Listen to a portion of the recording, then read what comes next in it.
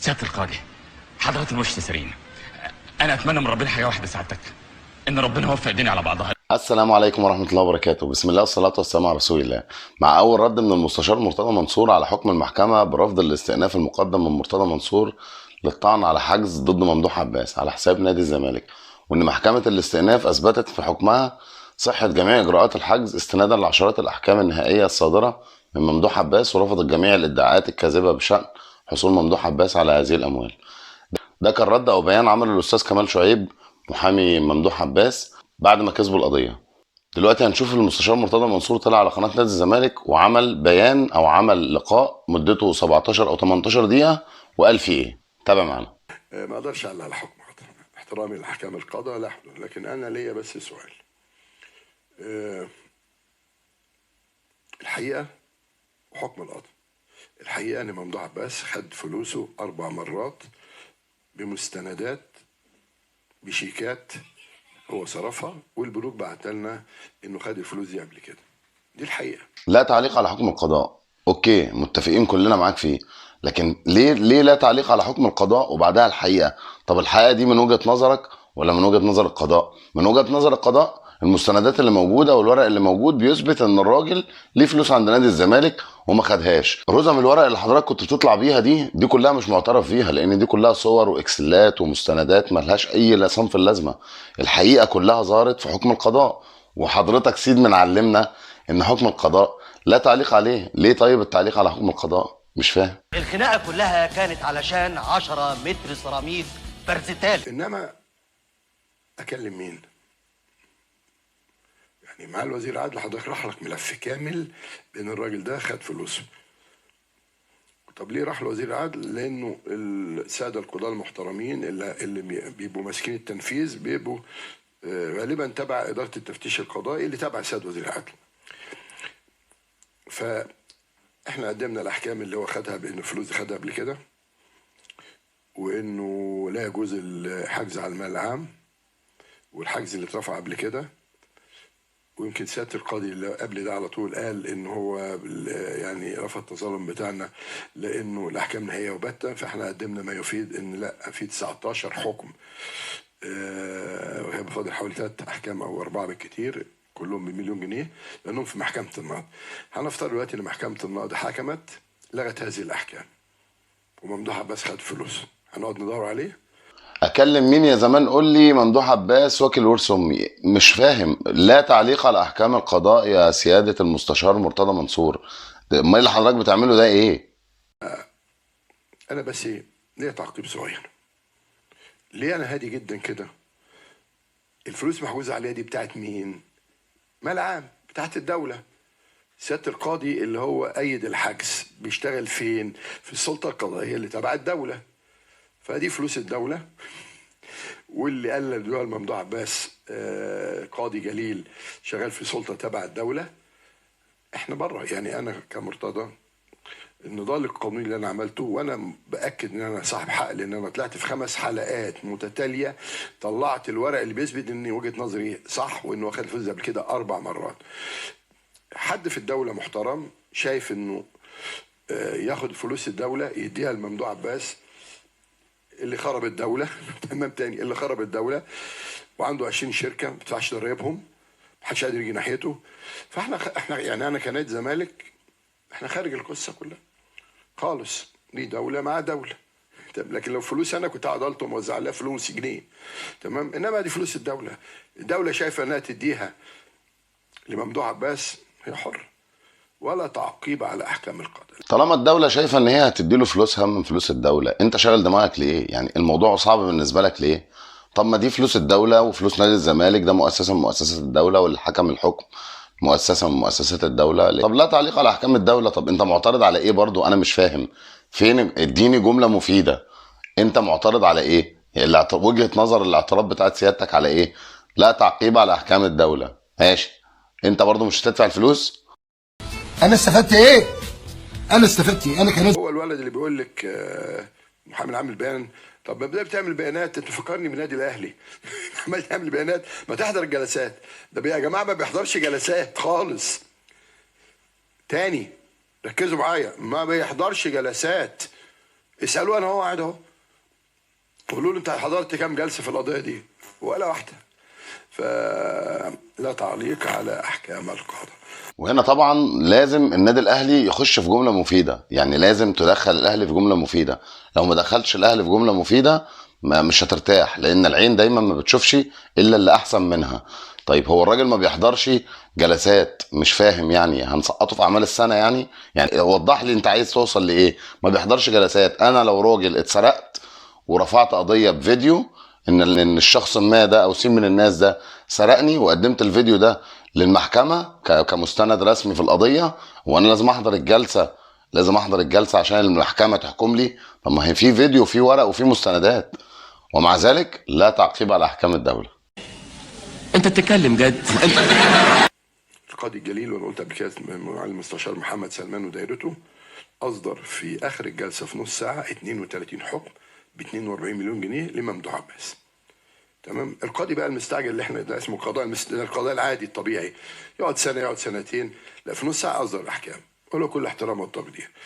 نيجي بقى للايه، للقاضي المستعجل. القاضي المستعجل اجل اسبوعين وحاجه القضيه الحكم شهر بالظبط كده. ده المستعجل مش مستعجل، واللي مش مستعجل استعجل.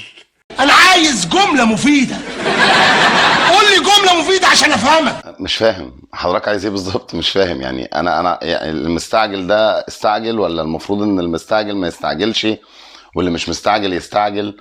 انا مش فاهم. انا وقعت منك كده. المشكله في ان المستعجل استعجل، ولا المشكله في ان المستعجل ما استعجلش؟ ده انجليزي دي يا مرسي. القاضي يعني اصاب فهو له يقول ايه اللي بيسيب لي 2 صواب، يعني صوابين ولا واحد نعم اجر يعني اجر صواب يعني. فالقاضي اجتهد ودي وجهة نظره. اصل طالما يعني طالما انت قول السؤال تاني. حضرتك بقالك 500 سنة في القضاء، وأصغر رئيس محكمة، ومؤلف أصغر مؤلف كتاب في القانون، واللي الحاجات اللي احنا عمالين نسمعها بقالنا 300 سنة دي، وحضرتك مش عارف مثلا القاضي اجتهد ولا القاضي له صواب ومش صواب؟ ما عدتش عليك الجملة دي؟ ما فيش محامي صغير قالها لك، ولا حضرتك قلتها لمحامي كبير؟ وبعدين اجتهاد ايه؟ مفيش حاجه اسمها القاضي اجتهد. القاضي ما بيجتهدش، القاضي بيجتهد في الورق والمستندات اللي قدامه. انا معايا مستندات وورق بتثبت صحه الراجل اللي رفع القضيه دي، صحه اقوال الراجل اللي رفع القضيه دي. فلما بيطلع حكم، بيطلع حكم بناء على الورق اللي موجود ده والمستندات اللي موجوده دي. انت اللي ايه؟ انت اللي ايه؟ اللهم صل على حضره النبي، انت جبت المعلومات دي منين؟ فانا بس بطمن جمهور الزمالك، اوعى حد فيكم يغلط في القاضي، اوعى حد فيكم يتكلم على القضاء المصري. ده قضاء عظيم محترم. هو في حد اعترض على القضاء؟ يعني في حد قال لا القضاء وحش، القضاء لا حكم غلط؟ محدش في الناس كلها اعترضت على القضاء. حضرتك الوحيد، الشخص الوحيد صاحب القصه كلها، وحضرتك الوحيد اللي معترض على القضاء. بس انا بقول لممدوح عباس مش هتاخد الفلوس. انا بقول لك اهو، انا قدام مصر كلها الدعاوي بتاعت الغلابه والبسطاء والموظفين والجماهير يا حرامي يا حرامي